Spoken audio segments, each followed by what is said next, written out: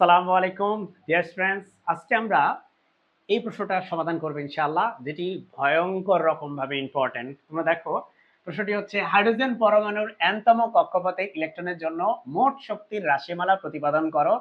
অসংখ্যবার honours এবং ডিগ্রিতে আসছে, সাত কলেজেও আসছে। তো মাই ডিয়ার ফ্রেন্ডস, এই প্রশ্নটা সমাধান করার আগে তোমাদেরকে একটা কথা বলি। এখানে তোমাকে বলছে হাইড্রোজেন পরমাণুর শক্তির রাশিমালা। আজকে আমরা শুধুমাত্র যে শক্তির রাশিমালা দেখব এমন না, দেখবা এটার মধ্যে তোমার হাইড্রোজেন পরমাণুর যেই কক্ষপথের ব্যাসার্ধ, সেই ব্যাসার্ধের রাশিমালাও আজকে আমরা প্রতিপাদন করব। তুমি বলতে পারো স্যার কেন প্রতিপাদন করবেন? কারণ হচ্ছে শক্তির রাশিমালা প্রতিপাদন করতে গেলে তোমাকে অটোমেটিক্যালি ব্যাসার্ধের রাশিমালাও প্রতিপাদন করা লাগবে। ঠিক আছে?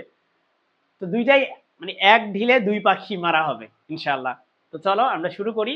সেজন্য আমি বোর্ডটা একটু রিমুভ করে নিই, দাঁড়াও।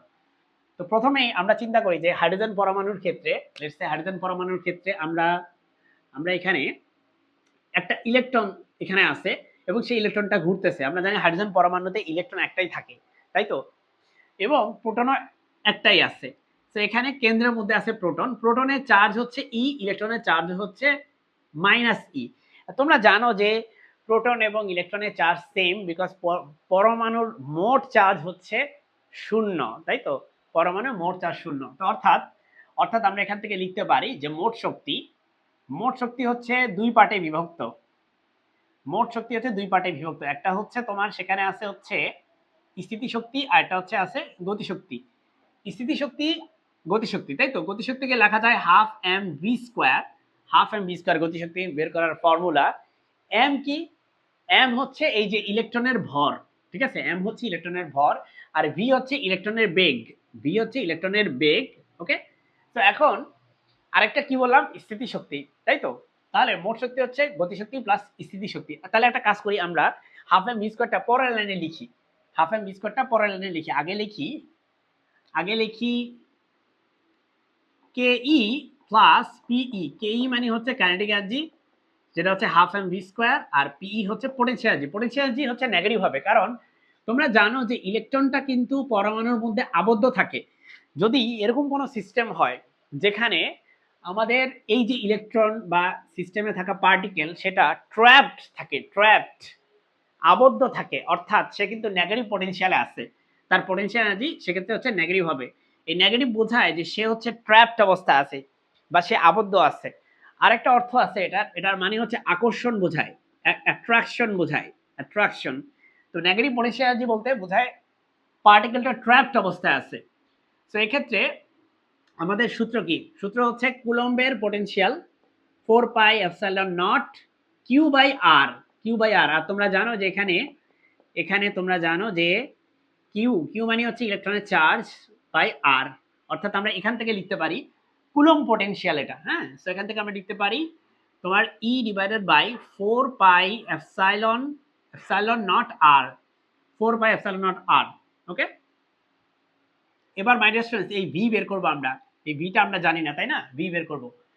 ভি বের করার জন্য এখানে একটা জিনিস খেয়াল করো, এই যে ইলেকট্রন যে ঘুরতেছে, এখানে অবশ্যই একটা কেন্দ্রমুখী বল আছে, এবং সেই বলটা হচ্ছে এফ অফ সি, যেটা ইকুয়াল টু হচ্ছে হাফ এম, যেটা ইকুয়াল টু হচ্ছে এম ভি স্কোয়ার বাই আর।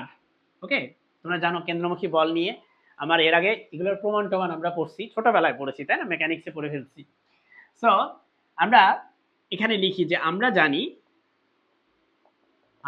জানি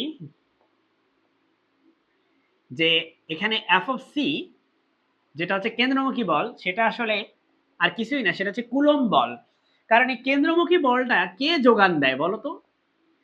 কে যোগান দেয়? এই চার্জের সাথে এই চার্জের, তার মানে এটা ইলেকট্রন, এটা প্রোটন, তাদের মধ্যে আকর্ষণ আছে দেখেই তো সে হচ্ছে ঘুরতেছে, তাই তো?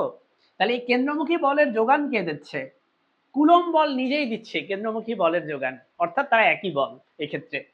তো আমার কেন্দ্রমুখী বলের সূত্র হচ্ছে এম ভি স্কোয়ার বাই আর। আর কুলম্ব বলের সূত্র তোমরা নিশ্চয়ই জানো, সেটা হচ্ছে হয় 1/4 pi epsilon not Q1 Q2 by r square. এটা হচ্ছে কুলম্ব বলের সূত্র। তাহলে লেখো, এখানে লেখো তুমি 1/4 pi epsilon not r square লেখো।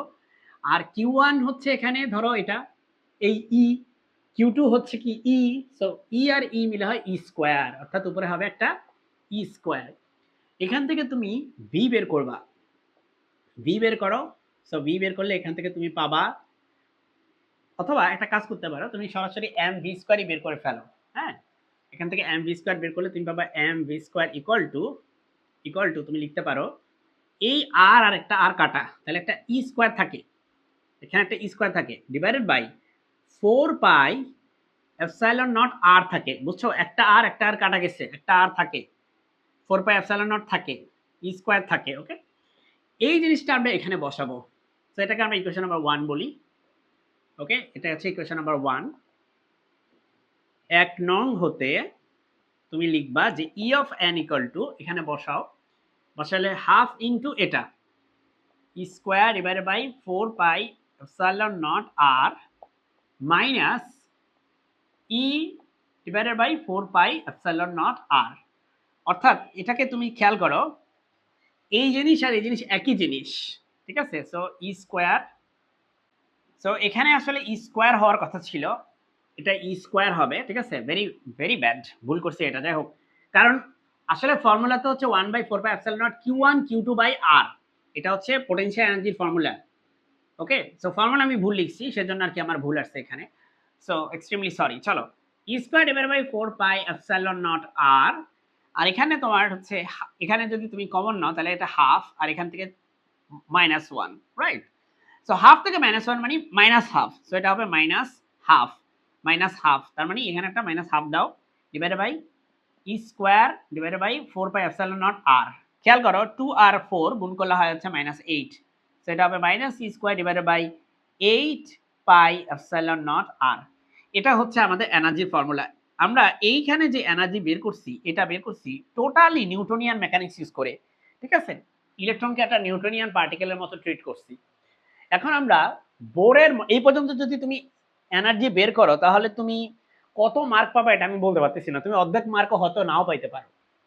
যদিও তুমি বলবা স্যার আপনি তো এনার্জি বের করেছেনই, হ্যাঁ, কিন্তু আমরা এই আর কে চেঞ্জ করব, আর কে চেঞ্জ করে এনার্জির একটা এক্সপ্রেশন বের করব। ওকে, সো আমরা সেজন্য বোরের যে অ্যাটমিক মডেল, সেই মডেলের থেকে আমরা হচ্ছে আর এর মানটা বের করে এখানে প্লাগ ইন করব। এখন এখন হচ্ছে বোরের পরমাণু যে মডেল, বোরের বোরের পরমাণু মডেল অনুসারে, বোরের পরমাণু মডেল হতে বোর বলছে যে এখানে MVR যেটা হচ্ছে তোমার কৌণিক ভরবেগ, সেটা হচ্ছে বোরের মতে NH/2 পাই, যেখানে H হচ্ছে প্ল্যাঙ্কের ধ্রুবক, N হচ্ছে পূর্ণ সংখ্যা, অর্থাৎ 1 2 3 4 5 এরকম সংখ্যাগুলাই হচ্ছে N, এই যে পূর্ণ সংখ্যার সেট, আমরা এই ক্যাপিটাল N দিয়ে বোঝাচ্ছি, N হচ্ছে পূর্ণ সংখ্যার সেট, ঠিক আছে?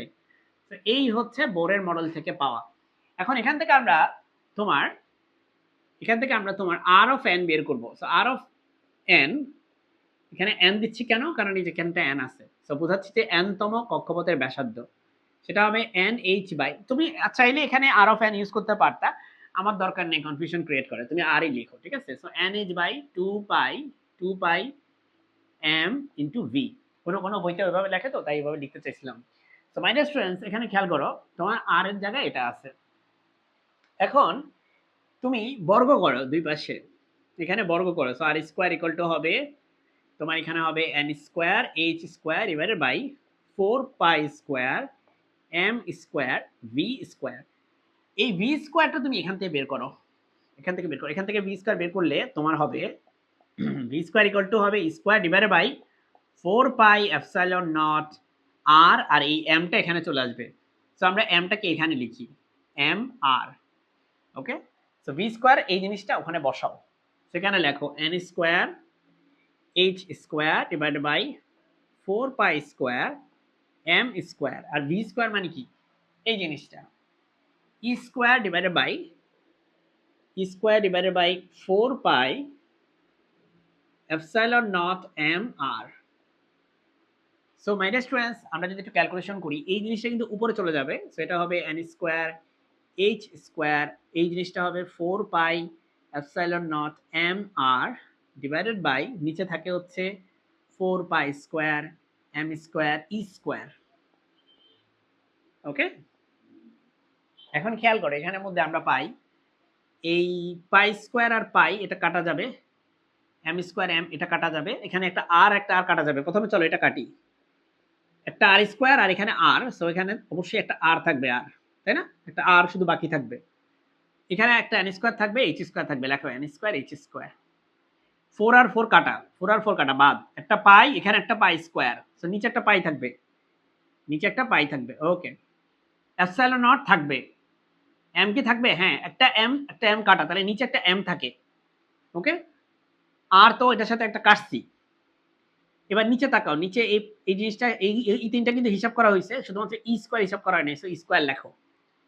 এটা হচ্ছে আমাদের আর এর ফর্মুলা। আমরা বলছিলাম তোমাদেরকে যে ব্যাসার্ধের যেই ফর্মুলা সেটাও আমরা প্রমাণ করব, আমরা কিন্তু সেটা প্রমাণ করে ফেলছি।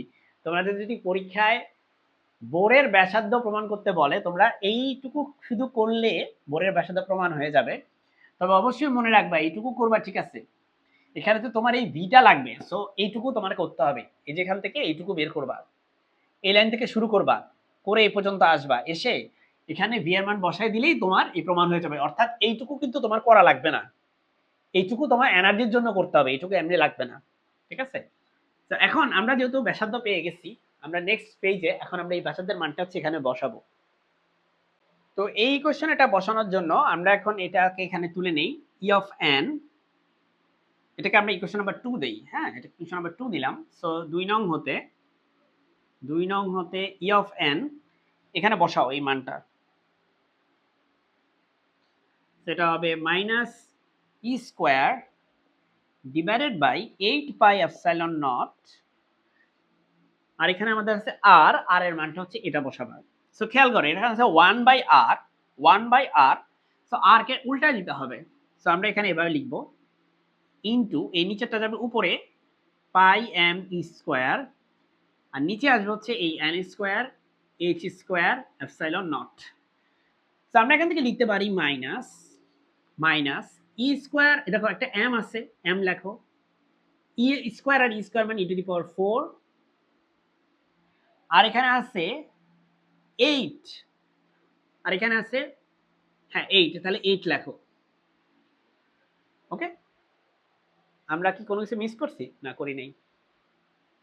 ওকে, 8 লিখছো, পাই পাই কাটা, এপসাইলন নট থাকে, একটা এপসাইলন নট থাকে, তাহলে এটা হবে epsilon nought square, epsilon nought square, আর নিচে আছে N square H square, so লেখো এন স্কোয়ার এইচ স্কোয়ার। এটাই হচ্ছে আমাদের আসল সমাধান, আলটিমেট সমাধান, যেটা আমাদের লিখতে হবে।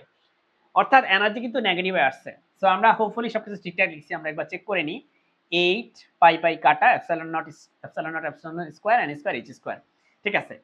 এই মানটা যদি তুমি বসাও, এম এর মান হচ্ছে ইলেকট্রনের ভর, যদি তুমি বসাও তোমার 9.1 into 10 to the power minus 31 kilogram, তোমার যদি ই এর মান বসাও 1.6 into 10 to the power minus 19 coulomb, তুমি যদি এপসাইলন নটের মান বসাও 8.854 into 10 to the power minus 12 SI unit. Okay, এগুলো সব এসআই ইউনিটে বসাচ্ছি। এন এর মান তো হচ্ছে যদি তুমি এন স্কোয়ার রেখে দাও, সমস্যা নেই, এভাবে রেখে দাও। আর এইচ হচ্ছে প্ল্যাঙ্কের ধ্রুবক, যেটার মান হচ্ছে 6.63 into 10 to the power minus 34 joule second. এই সব মান যদি তুমি বসাও, তুমি পাবা 13.6 divided by n square, and then অ্যান্সারটা তুমি পাবা জুলে, বাট দেন সেটাকে যদি তুমি কনভার্ট করো ইলেকট্রোভোল্টে, তখন তুমি পাবা হচ্ছে এটা। তো এই পর্যন্ত তোমার করতে হবে কিনা এটা তোমার নিজেরই ব্যাপার, তুমি যদি চাও এটা করতে পারো বা এই পর্যন্ত রেখে দিতে পারো তাহলেও চলবে। তো এই হচ্ছে আজকের প্রমাণ, আশা করি এই প্রমাণটা পারবা, একটু বড় দেখতে প্রমাণটা, কিন্তু তুমি অবশ্যই নিজে প্র্যাকটিস করলে এটা পারবা ইনশাআল্লাহ। আসসালামু আলাইকুম।